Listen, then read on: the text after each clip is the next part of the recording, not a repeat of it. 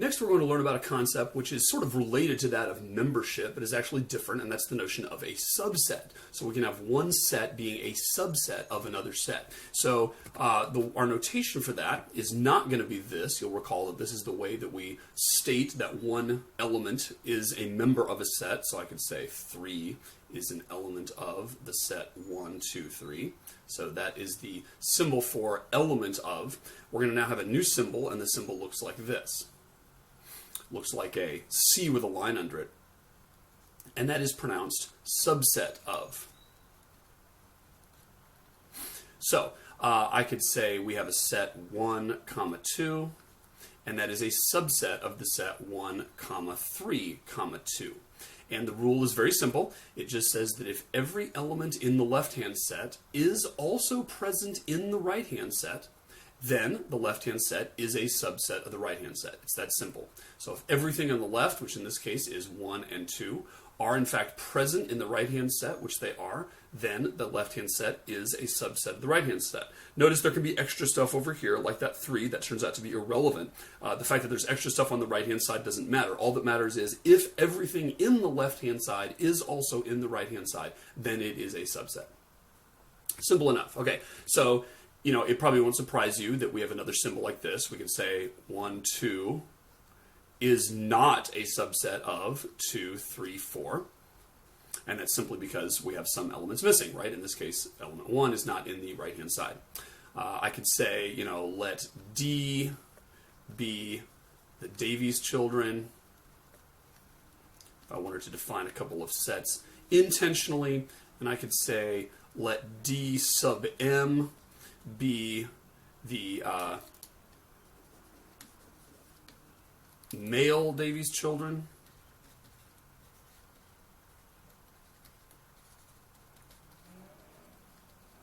Then I could certainly say that D sub M is a subset of D. And obviously D is not a subset of D sub M because there are some girls in our family. All right, so that's the basic thing. Now, this is a really simple concept. And students don't have a hard time understanding it until you get to sort of some of the edge cases. And that's what kind of turns out to be confusing, right? So let's look at that. It's easy to figure out. Let's say I have over here a set 1, 2, 3. Right? It doesn't take a rocket scientist to say that the set 1, 2 is a subset of the set 1, 2, 3. Also, doesn't take a rocket scientist to say that the set 1 is a subset of the set 1, 2, 3. Okay, so that much is easy. Now, here's where it gets a little bit weird. So, first of all, is it true that 1, 2, 3 is a subset of 1, 2, 3? And the answer turns out to be yes. These are all true statements. So it seems a little weird to say that, a set is a subset of itself, because that seems to go against the meaning of subset, right? It seems like when you say something's a subset, you're intentionally saying that it is smaller than it, right? There are some elements missing, but in fact that's not what that symbol means. That simply means that everything on the left side is also on the right side. If there's some extra things on the right side, fine. If there aren't, fine. But as long as everything on the left is also on the right, then it's a subset. We do have a different symbol, by the way, that looks like this without a line under it, and that is called a proper subset.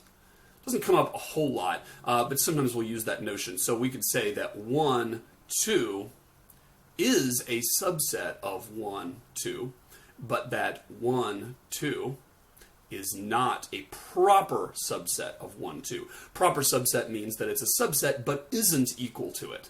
And the way I kind of remember this is you can see there's sort of a relation here between less than or equal to and less than, right?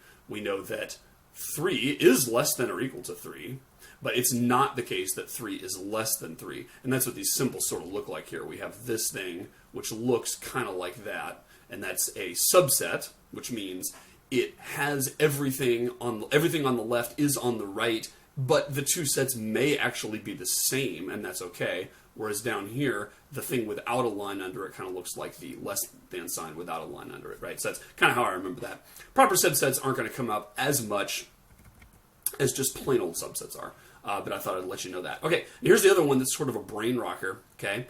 This is also true. The empty set, which remember, you can write two different ways. We could have written it like that, or we could have written it like that. Those two things mean the same thing. But the empty set is also a subset of 1, 2, 3. That is also a true statement.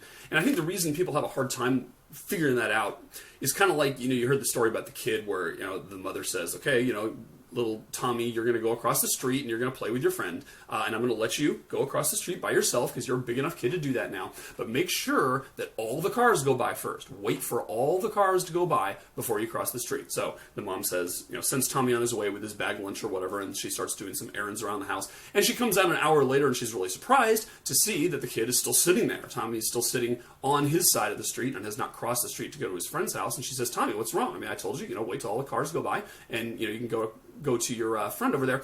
And Tommy says, well, I've been waiting for all the cars to go by, right? You said, Mommy, I have to wait for all the cars to go by before I cross the street because that's dangerous. So I've been waiting for all the cars to go by, right? So there's sort of a brutal logic to that, because she said, wait for all the cars to go by, and he's sort of saying, well, until there is at least one car or a couple, I must not be ready yet. And of course what she meant was, if there are cars, then wait for them to go by. But if there aren't any cars, well then, my goodness, go ahead and go across the street, right? That's what Mommy meant. Tommy didn't figure that out because he took her literally. So it's the same sort of thing here. All of the elements that are in the left-hand side have to be in the right-hand side. But if there aren't any, well then, my goodness, it's trivially a subset. So some people are like, well, wait a minute, you said all the elements in the left have to be in the right, but there aren't any in the left. And the answer is exactly. If there aren't any in the left, then you don't have to wait for any cars, and you can cross the street. So if there's no elements in the left-hand side, then there isn't anything to satisfy. And that has a corollary, which is that the empty set is a subset of every set. So if I draw the empty set here, I can say the empty set is a subset of all sets.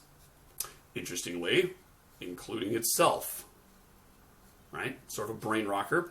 But you look at that and you say, well, what are the elements in here? There aren't any.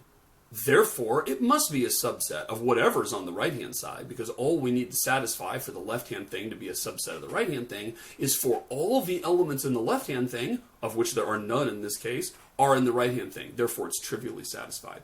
All right? So the empty set is a subset of all sets, and sort of the corollary for that, which isn't quite as hard to understand, but just for completeness I'll put it here, is that all sets are a subset of omega, right? Omega is sort of our big uber set, and therefore all sets are going to be a member of them. They can't help but not be a member of them.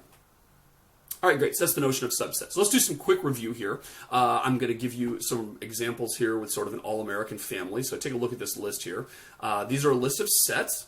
I've got omega at the top. That's our domain of discourse, which is the Simpsons family, for those of you who haven't seen the show. And by the way, these elements here are listed in order of decreasing age. So actually Homer is the oldest man in the family, oldest person, then Marge, then Bart, Lisa, Maggie. That becomes important with some of the later examples, right? And then I've got A, B, C, D, E, F, G, H, and I, which are different sets that I've also defined on this omega. So the domain of discourse is the Simpsons. That's what we're talking about here. Everything is implicitly a part of the Simpsons. And we're looking at these sets. So, first question is, and you can stop the video while you kind of think through this, which of these sets are being defined here intentionally versus extensionally? Okay, so the answer is that D, E, G, H, and I are intentionally defined. See if that was your answer. If you look at A, B, C, F, those are all sets where we have explicitly listed the members. We've said Marge, Bart, and Lisa are in set A. Set B is Marge and Lisa. Set C is Homer and Marge. Those are all extensionally defined. All of the other ones, we haven't listed what the elements are, and it requires thinking to figure out what they are. D is the female children in the Simpsons family. That happens to be the set with only Lisa and Maggie in it. E is the monsters in the Simpsons family. There aren't any, right? H and I, don't be fooled by that. They have curly braces indeed, but they are still intentionally defined because I haven't told you who they are, right? You have to figure it out. And I'm saying in set H, here is a rule for figuring out whether someone is in set H or not. If they're older than somebody else, then they are in set H. And the same thing for set I. All right. Now, set A is Marge, Bart, and Lisa. Question, what's the first element of A? Stop the video. Haha, got you again. or maybe not. There is no first element of a set, so I like that question, as you can see, so keep sharp on that. Next, G is the set of the people whose names begin with M. What's the first element of G? And this is one where it kind of makes more sense that there is no first element. You know, you can easily get annoyed at this question and say, well, gosh, you know, why'd you list them like this if you're going to ask me what the first element of is, and then say, no, there is no first element, right? But it actually makes sense, and you can see that here, because, you know, if we define G intentionally, then there isn't any reason to prefer Marge over Maggie as the first element. And so it makes sense, right? G is just the people whose names begin with M, so there is no first element. All right, next. We know the domain of discourse is the Simpsons family, and I'm giving you H, which is defined intentionally. I'd like you to tell me the extension of H. Turns out it's everyone but Maggie, right? So Maggie is the youngest person in the family. Therefore, the set of all P's where P is older than someone else is going to be everybody but Maggie. And notice I listed them in a funny order here just because I wanted to mess with you and sort of reinforce the fact that there's no order to a set, right? So those are, in fact, the 4 people, Bart, Marge, Homer, Lisa, in no particular order, who are older than someone else in the family. All right, great. Now, here's the opposite. I'm giving you an extensionally defined set. I'm asking you to speculate as to what the intention is. What is the intention of C? Answer is we don't really know. Here's one answer. Maybe it's the Simpsons who have driver's licenses, because Homer and Marge can both drive, the other 3 can't. You might have said the parents. You might have said the ones who are married. Maybe it's the ones who have wedding rings. Maybe it's those Simpsons who have 5 letters in their name, right? There could be a lot of different intentions that boil down to that same extension. And so really this is a matter of speculation to say, I wonder what the creator of this set had in mind when they put Homer and Marge together. Next, here's some sets here, all extensionally defined. True or false? B is a subset of A. Answer's true, because Marge and Lisa are both present in the set A, therefore B is a subset of A. True or false? Is C a subset of A? Answer's no, because Homer is in set C, yet he is not in A, therefore C is not a subset of A by the definition. Question, is C a subset of C? Answer is yes, every set is a subset of itself. And that's simply because the criteria are, if everything in the left-hand side is also in the right-hand side, then we call it a subset. And that is certainly true of C as well as every other set that could exist. Next, here's some sets here. Is A subset of H?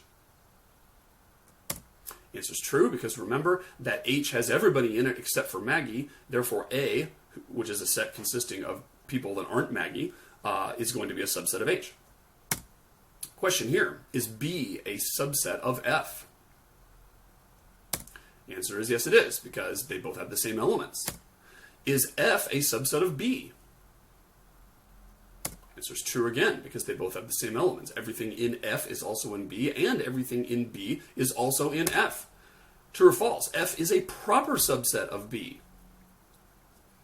No, that's false, because in order to be a proper subset, you not only need to have all of your elements need to be present in the thing on the right-hand side, but you can't be equal. And since F and B actually are the same set here, F is not a proper subset of B.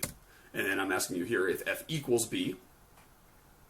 And of course the answer to that is true, because 2 sets are equal if their extensions are equal. B and F have the same extension, therefore they are equal. So keep in mind here what you can probably figure out. If F is a subset of B and B is a subset of F, then that implies F equals B, because there's no way they could each be subsets of the other without being equal to each other.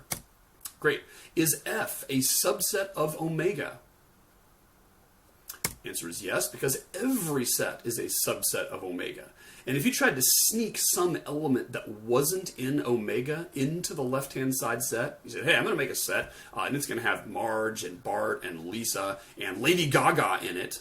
Now, is that a subset of omega? See, Stephen, not every set's a subset of omega. Well, here's the deal. As soon as you introduced Lady Gaga into the conversation, you put her in the domain of discourse implicitly. So the domain of discourse, omega, is everything we're talking about. And so as soon as we have any set we're considering that has Lady Gaga in it, well, you have de facto introduced Lady Gaga into the domain of discourse. Therefore, that set that you came up with is still a subset of omega. Next, is the empty set a subset of B? The answer is yes. The empty set is a subset of every set, in fact, and that's because all that's required to be the subset of something is every element of U is also an element of the thing on the right-hand side. And in the case of empty set, there isn't anything in the empty set, therefore it is a subset of every set. There isn't anything to satisfy. Next, is E a subset of D here? The answer is yes. And again, that's really weird. It's not how we use these words in English. We would never say that the monsters are a subset of the female children, but remember the monsters here is the empty set. E is the empty set because there aren't any monsters. Therefore, what we have to ask by the definition is, are all the things that are in E, which is nothing, also present in D? And the answer is yes. There aren't any elements in E, therefore E is a subset of every set. There aren't any cars there. Therefore, Tommy, it's okay to cross the street. You are, in fact, a subset, even though there aren't any elements in you. All right, is E a subset of the empty set? The answer is true, because E is the empty set, and therefore it is a subset of the empty set, because every set is a subset of itself. So all we're saying here is, hey, are all of the elements in E, of which there aren't any, also present in the right-hand side? Yes, there are. Next, is B equal to C? Pretty obvious one. They're false because they don't have the same elements. What I'm really getting at, though, is this question. Is the cardinality of B equal to the cardinality of C? And the answer is true. You'd be surprised how many people make that mistake. There are a lot of students who, when you start talking about cardinality, they confuse the set with the cardinality of the set. And in this example, they'd start to think that B was 2, but B is not 2. B is a set with Marge and Lisa in it, has 2 elements. Therefore, the cardinality of B is 2, but that is not, of course, the same as the set B.